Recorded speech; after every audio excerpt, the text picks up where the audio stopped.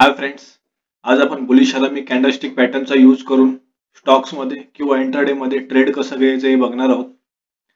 तर बुलिश हरामी हा कॅन्डलस्टिक पॅटर्न दोन कॅन्डलचा मिळून तयार होतो. हा कॅन्डलस्टिक पॅटर्न डाऊन ट्रेंड नंतर सपोर्टवर बघायला मिळतो. तेथून ट्रेंड बदलण्याची शक्यता असते.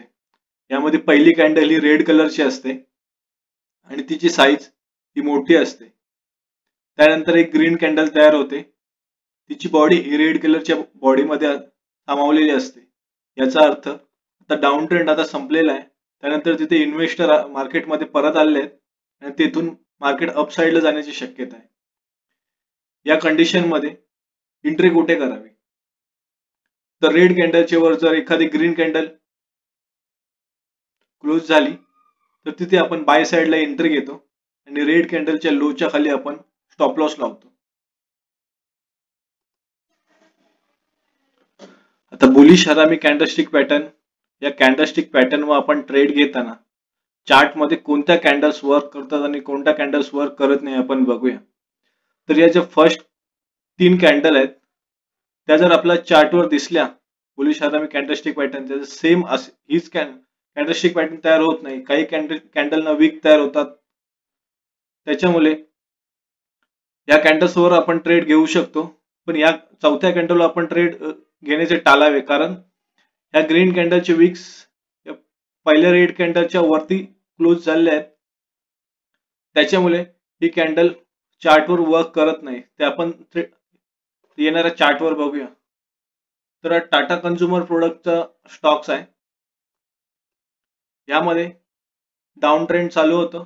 डाऊन ट्रेंड चालू झाल्यानंतर इथे बुलिश हरामी कॅन्डलस्टिक पॅटर्न बनलं सेम या टाइप. आपल्या स्ट्रॅटेजीनुसार पहिल्या ग्रीन कॅन्डलच्या हायच्या वर एक ग्रीन कॅन्डल क्लोज व्हायला पाहिजे. इथे एक क्लोज झाली, तिथे आपण एक एंट्री बनवली आणि त्याच पहिल्या ग्रीन कॅन्डलच्या लोच्या खाली आपण स्टॉप लॉस लावला. तर जर आपण इथे एंट्री बनवली असती तर 907 रुपयाला आपण एंट्री भेटली असती आणि टार्गेट आपला नेक्स्ट रेजिस्टन्स आहे, त्याचं आपण टार्गेट अचीव केला असता.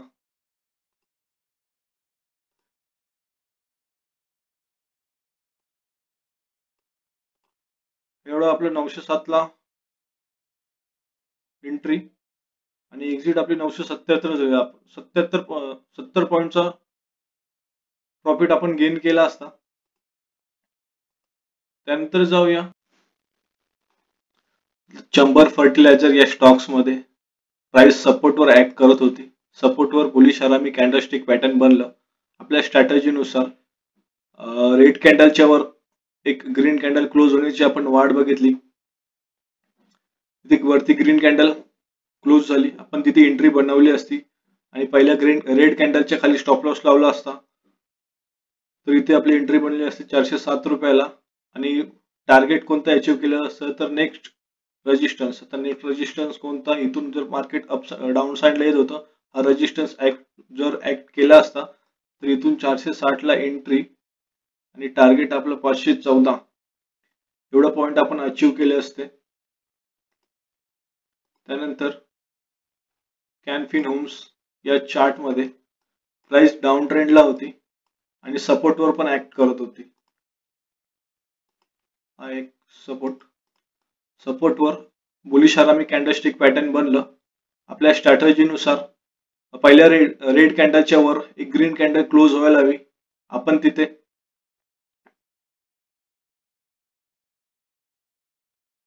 एक बाय साइडला एंट्री बनवली आणि त्याच खालची रेड कॅन्डलच्या खाली आपण स्टॉप लॉस लावला. तर या कंडिशन मध्ये इथून 755 ला आपली एंट्री बनली असती 767 रुपयाला आणि प्राइस 939 रुपये आणि आपला रेजिस्टन्स प्रिव्हियस रेजिस्टन्स वर आपण त्याने ऍक्ट केलं असतं तर एवढं आपलं टार्गेट झालं असतं.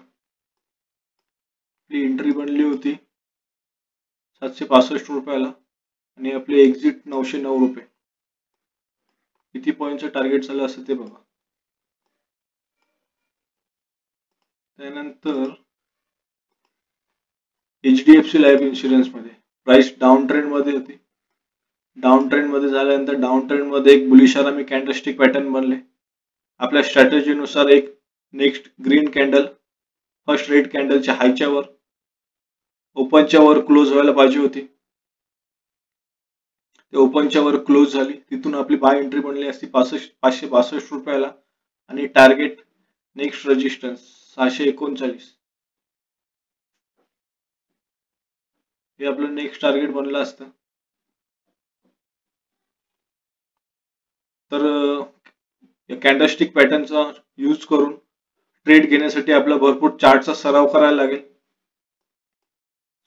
आपल्याला डेली 50 नाही तर 100 चार्ट डेली यूज करावे लागतील. डेली चार्टचा सराव करावा लागेल.